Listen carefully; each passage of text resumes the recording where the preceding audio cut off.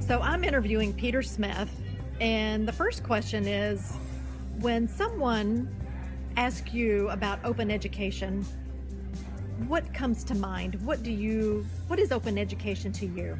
Open education to me is the beginning of an era which will only expand of what I call free-range learning. It is the ability, although we don't have the capacity yet, we will soon, to allow people to have the equivalent of a personal global positioning system, a GPS for learning. And they will then be able to find the resources they need and the support and the advice they need. It can be organized by an institution or an agency, or they can organize it themselves. And I think many people will still need others to organize their learning plans for them, because if you don't know what you don't know, then you don't know. So but open resources means to me a revolution in the relationship between people learning and content. And that changes everything. So you're also talking about a more personalized learning path too. Totally. Personalized learning isn't 1,000 solutions for 1,000 people. It could be 10 solutions for 1,000 people.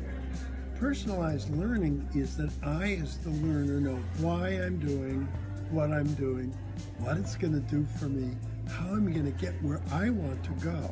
So personalized learning is a personal engagement and attachment of the learner to the course they're on, but also during that course, the engagement of them in the learning they're doing. So it's active learning, it's active assessment, it's evidence-based learning, but the content in open resources becomes one of the variables. What becomes fixed is what I need to know and how I'm going to know it. So let me ask you this. In 5 to 10 years, where do you see the concept of open? Knowing where we came from, for example, one of the things we'll be celebrating during 2017 is the 15-year anniversary. Because I was there at the beginning. So 15-year anniversary of the term open educational resources. Right. So I look back over the last 15 years, and it's really the last 5 years that have been really significant.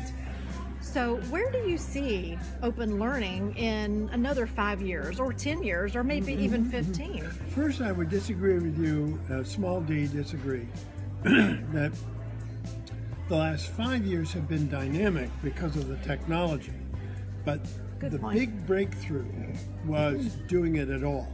And MIT and then the Open Education Consortium deserves enormous credit for putting up the platform on which MOOCs, or from which MOOCs were spun off. Now, none of that is where we're going to be in 10 years. But the last 5 years have been technology and invention outside of higher ed catching up with the reality of open free resources. And to me, so that's been very dynamic. In the next 10 years, we are going to see, I'm working on a book called The New Universe of Learning, Free Range Learning in the Digital Age.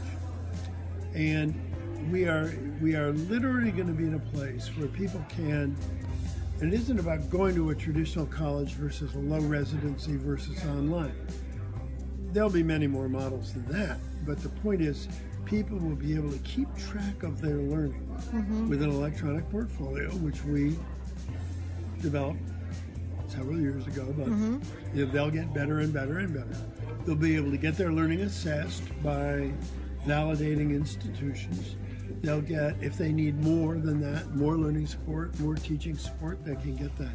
But you're going to have a much more a la carte approach to learning. And I call it, from a person's perspective, we learn, it's a free-range learning environment. We learn all the time.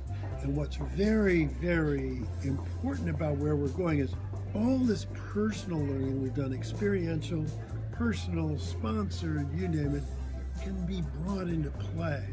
Because all of a sudden, employers are saying, gosh, it's these human skills, critical thinking, getting along with people, teamwork, blah, blah, blah, that help us. That is why we retain employees.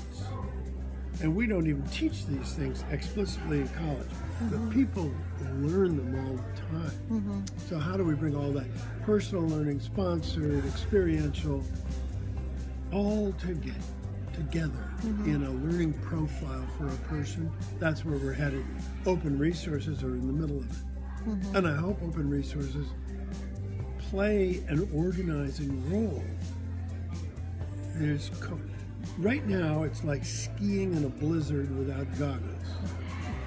And we need to get the goggles, and we need coherence.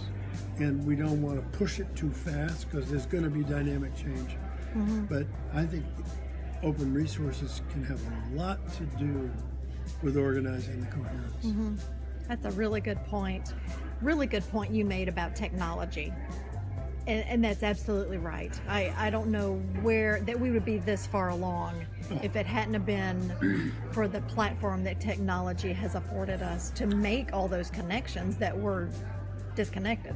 Well, capacity will, the potential capacity, perceived capacity, will always outstrip reality in the sense of we're here and we could be here, but we have to learn our way. To get from point A to point B. It's like, a very sort of stagnant or staid example. Eisenhower could imagine the national military highway system. We think of it as the interstate. It took 25 years to build it. The fact that nobody thought about how to rebuild it when it broke down is a minor detail. But the point is, ideas always lead operational reality. And in this world, the turnover rate from idea to reality to idea to reality to improvement is so fast that it's going to change the notion of institutions, which used to be seen as the repositories of stability. Well, institutions can't control that pace of change, and they cannot duplicate that pace of change. So what's going to happen with open resources is that institutions, I believe, are going to change into